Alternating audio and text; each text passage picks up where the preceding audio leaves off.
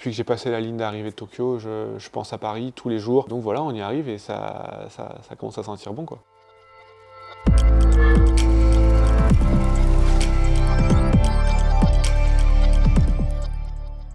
Bonjour, je suis Adrien Barre, séiste international et représenté par l'agence Sport Model.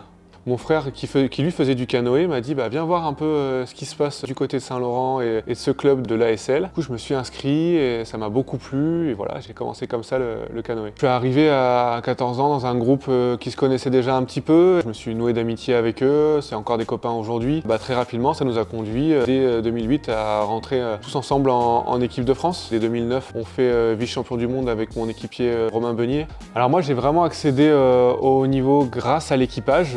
Grâce au C2, donc C pour canoë 2 biplace. Ce qui se passe dans un C2, c'est que voilà, l'équipier avant, en général, il va plutôt s'occuper de donner les rythmes et donner le thème de la course à l'arrière, donc ça c'est plutôt mon rôle, plutôt responsable de la direction du bateau et aussi beaucoup évidemment de la propulsion. C'est un effort qu'on doit faire ensemble, qu'on doit partager. Il y a une espèce de symbiose, on doit vraiment être ensemble pour faire avancer le bateau. Aujourd'hui voilà, je suis avec Loïc Léonard et c'est avec lui que je vais faire les Jeux Olympiques. À chaque fois qu'on monte ensemble, c'est dans le but de faire union et de vraiment essayer de déplacer notre bateau ensemble. Et moi ce que je fais en fait c'est du canoë sprint. Aux Jeux Olympiques il y a 8 couloirs, c'est le premier arrivé qui gagne évidemment. Ça se passe sur un lac, sans courant, si possible sans vent, mais en général c'est des conditions extérieures qu'on ne maîtrise pas et qui peuvent arriver, surtout ici à Paris. Il y a plusieurs embarcations, du mono, du bi, des fois du 4. Pour ma part ça va être du canoë monoplace 1000 mètres ou du canoë biplace 500 mètres. C'est les deux distances sur lesquelles je serai aligné cet été. Alors ici on est au stade olympique de Vers-sur-Marne. C'est ici que vont se dérouler les Jeux Olympiques au mois d'août. C'est un site qui regroupe 3 événements. Il y aura l'aviron, le canoë-kayak slalom et le canoë-kayak sprint. C'est un grand lac de 2200 mètres de long. Ça sera aussi l'endroit des compétitions de paracanoë. Ça va être chez moi, sur le bassin sur lequel je m'entraîne depuis 10 ans. Ça va être quelque chose de vraiment très très spécial. Le sport c'est bien, c'est des dépassements et tout, mais moi pourquoi je fais le sport, c'est vraiment pour vivre des émotions et des émotions comme ça et réussir avec toutes ces émotions à me dépasser et avec tout ce contexte-là, à aller le plus vite possible. C'est vraiment ça que j'ai envie de vivre pendant ces Jeux.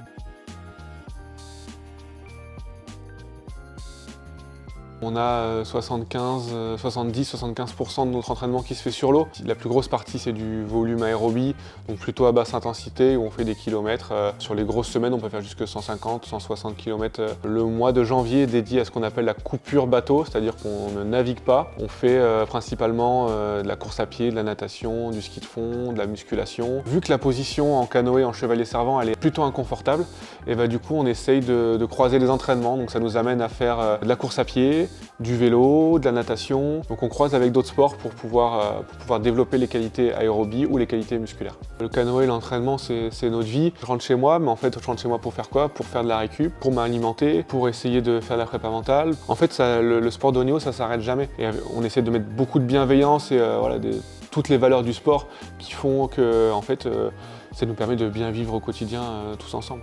Au niveau du développement du nombre d'athlètes qui le pratiquent, on est plutôt sur une stagnation. C'est hyper challengeant, il faut aller au bout de la professionnalisation, au bout de chaque entraînement pour aller chercher tous les détails et espérer que ça fasse un gain à la fin. C'est un sport qui se densifie pas mal. On progresse tous ensemble, on avance avec ces nouvelles techniques et on essaye de trouver ce qui va faire la différence avec les autres.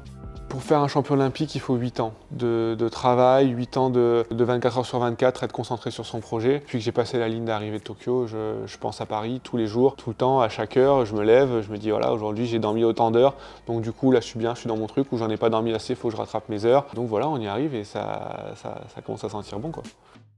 Qu'est-ce qu'on peut me souhaiter cet été? 2 médailles, si possible les plus belles, celles qui sont bien grosses et bien dorées là. Faut que je me rappelle bien que j'ai énormément de chance de faire ce que je fais, de faire du sport tous les jours, de me dépasser, de me voir progresser. Encore aujourd'hui à 32 ans je progresse. Faut que je me rappelle de tout ça et que je profite de la chance que j'ai de pouvoir vivre ça et de pouvoir me dépasser au quotidien.